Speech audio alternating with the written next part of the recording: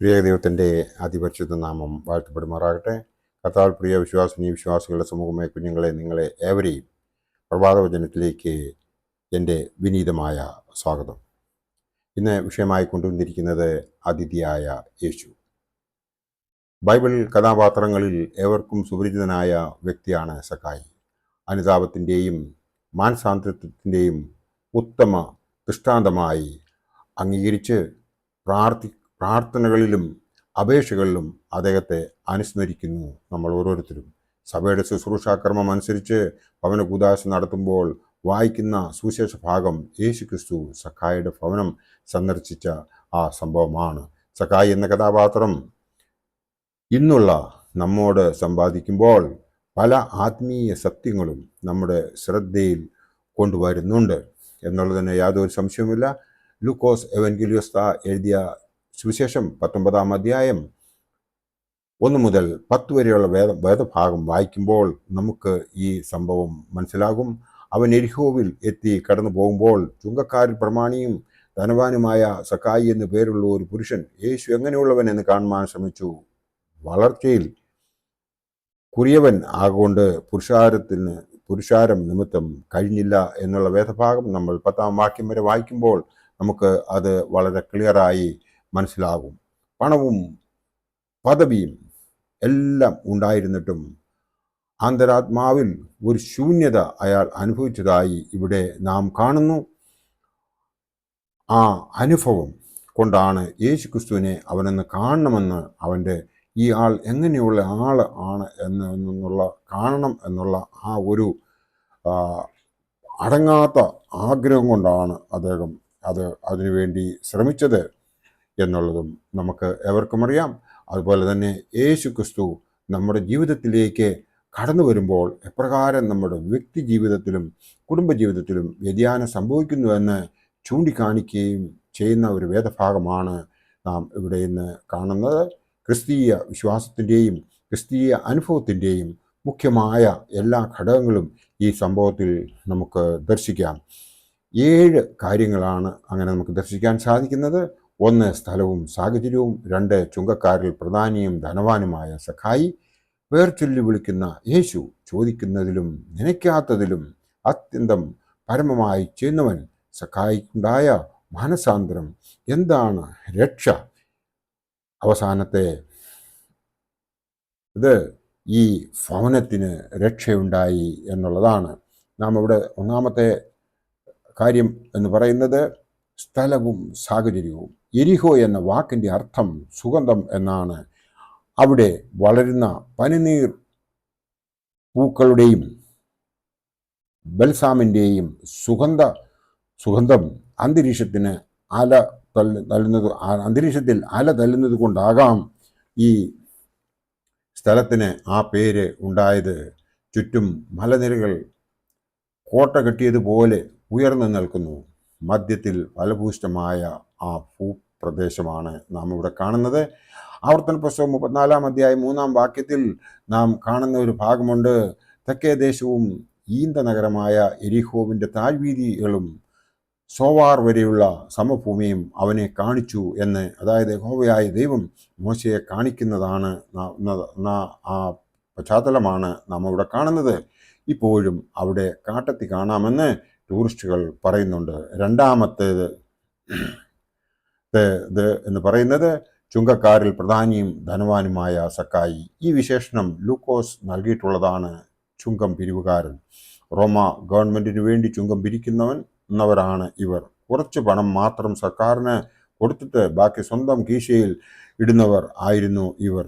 സാമാന്യ ജനങ്ങൾ ഇവരെ വെറുത്തിരുന്നു. അതിന് 3 കാരണങ്ങൾ ഉണ്ടായിരുന്നു എന്നുള്ളത് നമുക്ക് മനസ്സിലാക്കുവാൻ സാധിക്കും. അമിതമായും അന്യായമായും നികുതി പിരിക്കുന്നവരായിരുന്നു ഇവർ വിദേശ ഗവൺമെൻറ്റിൻ്റെ ശിങ്കിടികളും പാദസേവകരുമായിരുന്നു എന്നുള്ളത് ആണ് 2-ാമത്തെ കാര്യം. 3-ാമത്തേത് മതപരമായ നിയമങ്ങളും ചട്ടങ്ങളും പാലിക്കുന്നതിൽ നിഷ്കർഷത ഇല്ലാത്തവർ ആയിരുന്നുവെന്നും നമുക്ക് മനസ്സിലാകും. ചുങ്കക്കാരിൽ പ്രധാനി എന്നാണ് സക്കായിയെ പറ്റി പറയുന്നത്. അവൻ ഒരു മേലധികാരി കൂടി ആയിരുന്നു എന്ന് നമുക്ക് മനസ്സിലാക്കുവാൻ സാധിക്കും. എന്നിട്ടും അയാളുടെ ഹൃദയത്തിൽ ശൂന്യതയും വരൾച്ചയും അനുഭവിക്കുന്നവനായിരുന്നു. ആത്മീയതയ്ക്ക് വേണ്ടിയുള്ള അന്തർദാഹം അയാളിൽ നിറഞ്ഞു നിന്നുവെന്ന് നമുക്ക് മനസ്സിലാക്കുവാൻ സാധിക്കും. പേർ ചൊല്ലി വിളിക്കുന്ന യേശു എന്നുള്ളതാണ് മൂന്നാമത്തെ കാര്യം നമുക്കിവിടെ പറയുവാനുള്ളത്. യേശു ക്രിസ്തു എരിഹോവിൽ കൂടി അവസാനമായി യാത്ര ചെയ്യുകയായിരുന്നു. കാട്ടത്തിയുടെ അടുത്ത് ചെന്നപ്പോൾ മുകളിലേക്ക് നോക്കി സക്കായി ചൂളിപ്പോയി. അവനോട്, സക്കായിയെ വേഗം ഇറങ്ങി വാ, ഞാൻ ഇന്ന് നിന്റെ വീട്ടിൽ പാർക്കേണ്ടതാകുന്നു. നമ്മോട് യേശു പറയുന്ന കാര്യമാണിത് എന്നൊന്ന് ചിന്തിച്ചു നോക്കുക. നാം ഈ വിളി കേൾക്കുന്നുണ്ടോ? അങ്ങനെ ആ വിളി കേൾക്കുന്നുവെങ്കിൽ നമുക്ക് അവനോടൊപ്പം അടുത്ത് ചെല്ലുവാനുള്ള ഒരു സിറ്റുവേഷനിലാണോ നാം ജീവിക്കുന്നത് എന്നും നാം ഇവിടെ ചിന്തിക്കേണ്ടതുണ്ട്. സക്കായി ആശ്ചര്യപ്പെട്ടതിൻ്റെ കാരണം എൻ്റെ പേര് ഇവൻ, അതായത് യേശു, എങ്ങനെ അറിഞ്ഞു എന്നുള്ളതാണ്. സർവശക്തനായ ദൈവം ആന്തരികേന്ദ്രിയങ്ങളെ തിരിച്ചറിയുന്നവനാണ് എന്നുള്ള വിവരം സക്കായി അല്പനേരത്തേക്കെങ്കിലും മറന്നുപോയി കാണും. നാലാമത്തെ കാര്യം ഇവിടെ എടുത്തു പറയാനുള്ളത്, ചോദിക്കുന്നതിലും നനയ്ക്കുന്നതിലും അധികം പരമമായി ചെയ്യുന്നവനാണ് എന്നുള്ളതാണ്. ഈ വിശേഷണം നൽകുന്നത് പൗലോസ്ലീഹ ആണ് എന്ന് നമുക്ക് മനസ്സിലാകും. ഇവിടെ സഭയെ സഹായിക്കുന്നവരെ മഹത്വപ്പെടുത്തുന്ന കാര്യമാണ് പ്രതിപാദിക്കുന്നത്. അത് നോക്കുന്നതിന് വേണ്ടിയിട്ട് എഫേസ്യർക്കെഴുതിയ ലേഖനം 3-ാം അധ്യായം 20-ാം വാക്യം നമ്മൾ വായിക്കുമ്പോൾ നമുക്ക് മനസ്സിലാവും. ചുങ്കക്കാരനായ സക്കായി ജനങ്ങളുടെ ഇടയിൽ മതിപ്പ് ഉള്ളവനായിരുന്നില്ല. അവൻ്റെ വീട്ടിലേക്കാണ് യേശു കയറി ചെല്ലുന്നത്. തൻ്റെ താഴാഴ്മ, ഒരു തെറ്റുകാരനെ തിരുത്തുന്നതിനുള്ള തീരുമാനം, ഇതാണ് നാം കാണേണ്ടതായ ദൈവത്തിൻ്റെ ആ കൃപയും കരുണയും എന്നുള്ളത്. അഞ്ചാമത്തെ കാര്യമെന്ന് പറയുന്നത് സക്കായുടെ മാനസാന്തരമാണ്. അവന് 4 കാര്യങ്ങളാണ് ഇവിടെ അവൻ്റെ ഉള്ളിലേക്ക് കടന്നു വരുന്നത്. 1, പാപബോധമുണ്ടായി. 2, അവൻ പശ്ചാത്തപിച്ചു. 3, അവൻ ഏറ്റു പറഞ്ഞു. 4, അവൻ പ്രായശ്ചിത്തം ചെയ്തു. അവൻ അന്യായമായി അപഹരിച്ചിട്ടുള്ളതും നീതിരഹിതമായി പ്രവർത്തിച്ചിട്ടുള്ളതും എല്ലാം ഏറ്റുപറഞ്ഞ് അതൊക്കെയും തിരികെ കൊടുക്കുന്നതിനായി തയ്യാറായി നാം നമ്മുടെ ജീവിതത്തിൽ അങ്ങനെ നമുക്ക് ചെയ്യുവാൻ സാധിക്കുന്നുവോ എന്ന് നാം ഒന്ന് ചിന്തിക്കേണ്ടതുണ്ട്. അങ്ങനെ ചിന്തിച്ച് നമുക്ക് ഇന്നേ വരെ നമ്മൾ ചെയ്തു പോയിട്ടുള്ളതായ തെറ്റുകളെ തിരുത്താൻ സാധിക്കുന്നുവെങ്കിൽ മാത്രമേ നാം രക്ഷ പ്രാപിക്കുകയുള്ളൂ എന്നുള്ളതിന് യാതൊരു സംശയവുമില്ല. ആറാമത്തേത്, എന്താണ് രക്ഷ? കയ്യിൽ എഴുതി കിട്ടുന്ന ഒരു സാധനമല്ല അത്, പിന്നെയോ അതൊരു അനുഭവമാണ്, വിശ്വാസമാണ്. വിശ്വസിച്ചാൽ നീ നിന്റെ കുടുംബവും രക്ഷ പ്രാപിക്കുമെന്ന് പരിശുദ്ധനായ പൗലോസ്ലീഹ ആ അധികാരിയോട് പറഞ്ഞത് നാം ഇവിടെ ഓർക്കുക. അപ്പോസ്തല പ്രവൃത്തികൾ 15-ാം അധ്യായം 31-ാം വാക്യത്തിൽ ഇത് എടുത്തു പറഞ്ഞിട്ടുണ്ട്. ഈ ഭവനത്തിന് രക്ഷയുണ്ടായി എന്നുള്ളതാണ് 7-ാമത്തെ കാര്യം.